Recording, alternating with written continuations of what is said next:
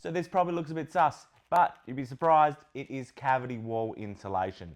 So it's a product called Rockwool, which we use here at ComfortWall for insulating double brick homes.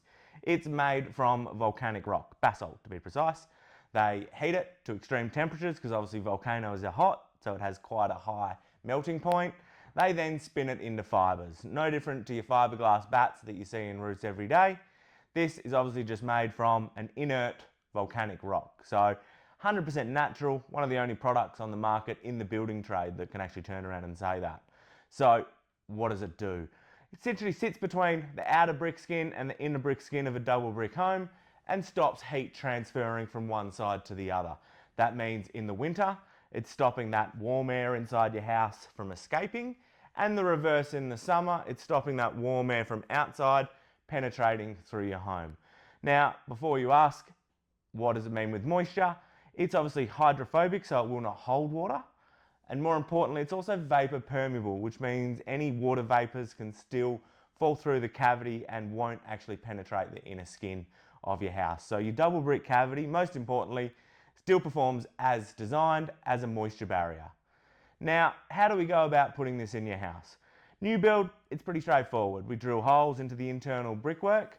This is done before your internal render's done. So when the renderer comes along, they essentially plug up the holes, gone, never the wiser. So that drill and pumping under pressure means it goes in there as a good 40 kilograms per cubic metre. Okay, so it's put in there nice and compact. Does that mean you can't run wiring? No, because there's no glue or bonding agents in it, so you can still push wires through it as intended. So in the new build, very simple process. It's done after tubing, after roof covers on, before the internal render. Normally your frames are all in. We're in and out normally in a day. Now with an existing build, obviously it still requires drilling holes. So we can pump some from the top of the cavity if it's a tiled roof and a single story, but most of it involves drilling 23mm holes, normally a metre or so apart in 3 rows. Now these rows, for simplicity, are knee height, nipple height and above head height. That ensures that it's packed into the nominal density and it works as intended. Obviously, that means holes in your home and you don't want your home looking like Swiss cheese. I get it, I'd prefer comfort, and we do actually patch the holes.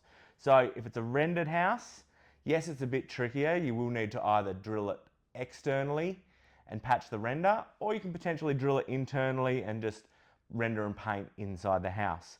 With a brickwork house, it's quite easy. We drill these 23mm holes.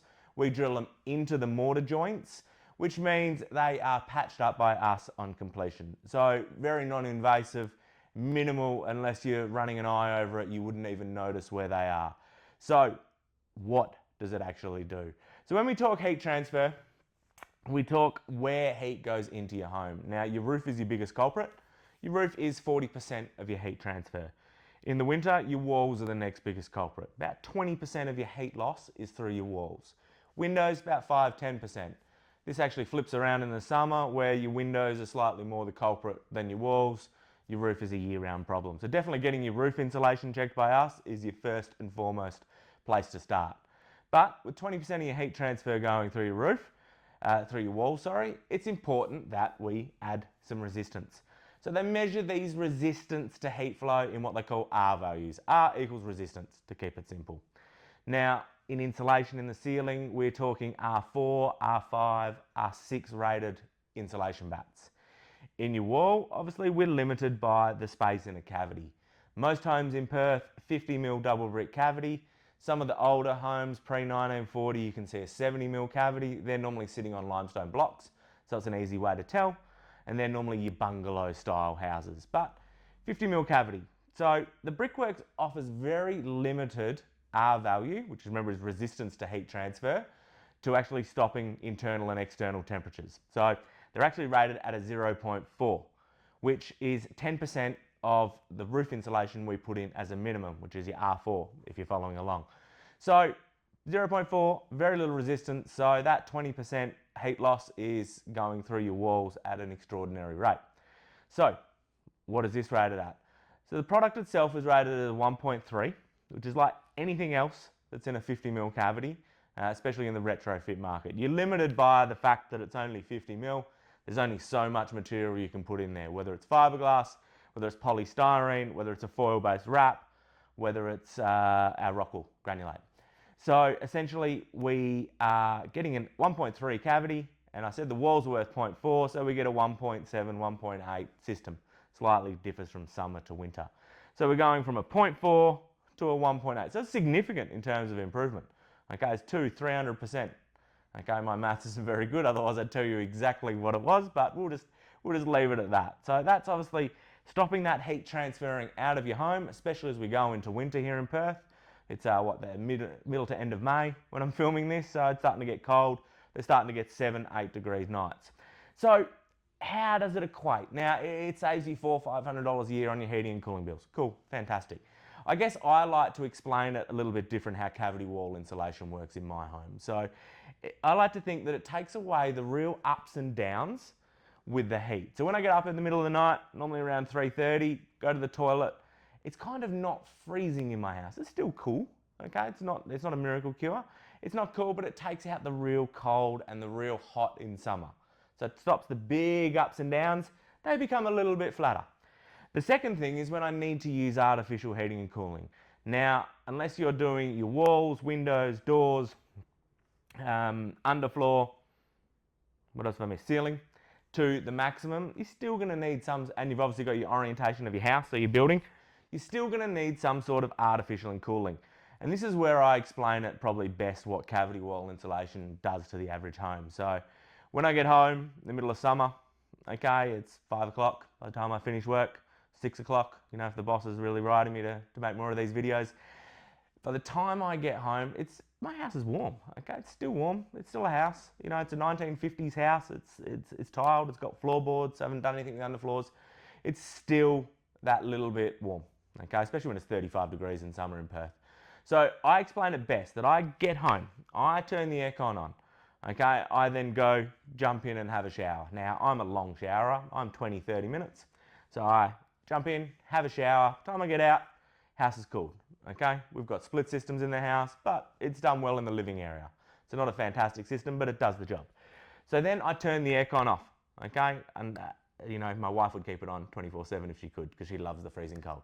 But the biggest thing I noticed with cavity wall insulation before having cavity wall insulation is the fact that the temperature then maintains when I turn the aircon off, okay? And that's what I can't argue enough is the cavity wall insulation, this granulated rock wool, basically creates like an esky-like environment and means the temperature stays nominal is not the right word, temperature stays comfortable, that's why it's called ComfortWall, in the home, okay, once I get it to where I want it to get it. So that's taking out the ups and downs, as I said, in the evenings, okay, in the middays, not getting as hot, not getting as cold, not getting that chill factor, and more importantly, when I do use artificial heating and cooling, it stays at the right temperature.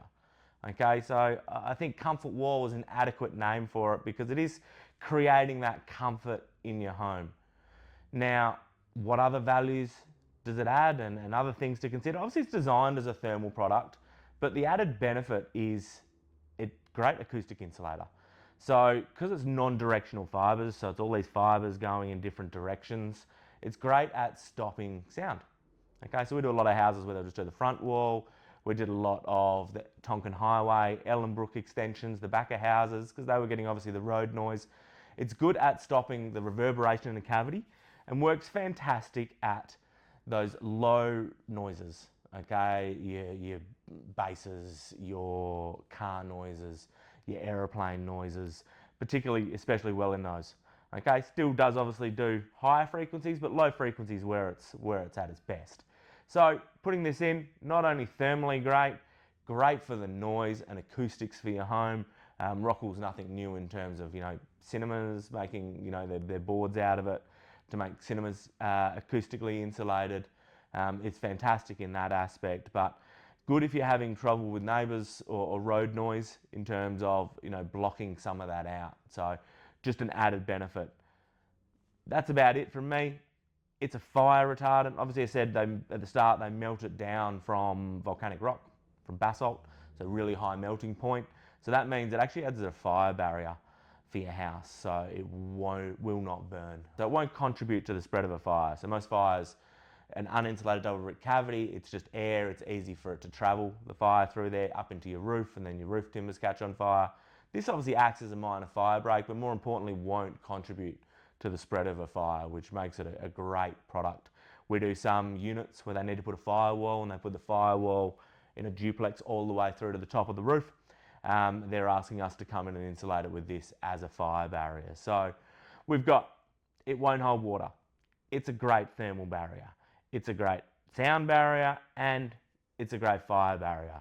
So if you're thinking your new home, if you're thinking your existing home, if you're out in the hills, if you're cold, okay, if you want to keep that low suburb sort of traffic noise down from some of these busy highways they're putting in Perth, give us a call. It's easy for us to quote you normally using Google Earth and Near Maps, and then we just come out and do a site inspection to firm it up. But get in touch. Likewise, if you've got any questions, would love to hear from you.